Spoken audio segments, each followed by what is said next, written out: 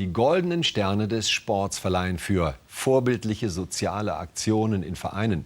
Wie zum Beispiel das Projekt Treffpunkt statt Brennpunkt. Eine der zahlreichen Bewerbungen.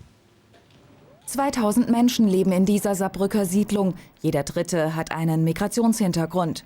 Oft bleiben die Migranten unter sich, ohne Kontakt zu Deutschen. Ein sozialer Brennpunkt, in dem Judo-Trainer Lothar Bock von allen respektiert wird. Es werden noch ganz konkrete Regeln vorgegeben. Du darfst nicht schlagen, du darfst keine Schimpfwörter sagen, du darfst den anderen nicht verachten oder von dir drängen, ja? Sondern wir trainieren zusammen und wir halten zusammen. Der Schichtarbeiter macht seit über 40 Jahren den japanischen Kampfsport Judo.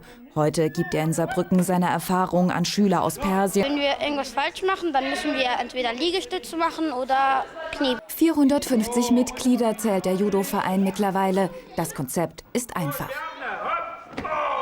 Treffpunkt statt Brennpunkt ist für sich nichts anderes. Sich hier treffen, den Brennpunkt kennenlernen, gemeinsam helfen und wenn es nötig ist, auch wirklich ein bisschen unterstützen und das Menschliche wieder ein bisschen mehr nach vorne bringen. Jeder hilft hier jedem. In einem Nebenraum können die Vereinsmitglieder Deutsch- und Computerkurse besuchen, unterstützt von Ehrenamtlichen. Lothar Bock hat noch lange nicht genug vom Gemeinschaftsprojekt Judo Club Volsterhöhe. Hier hinter der Halle soll noch entstehen ein Beachvolleyballfeld, ein kleines Badmintonfeld, eine Buhlbahn. Wir wollen noch eine kleine Grillecke machen. Ein Judo-Club, der mehr ist als eine Sportstätte, eben ein Treffpunkt im Brennpunkt. Wow, das hat er toll gemacht. In diesem Sinne, auch so ein Abgang jetzt, Wolf-Dieter Poschmann. Mach Schluss mit mir.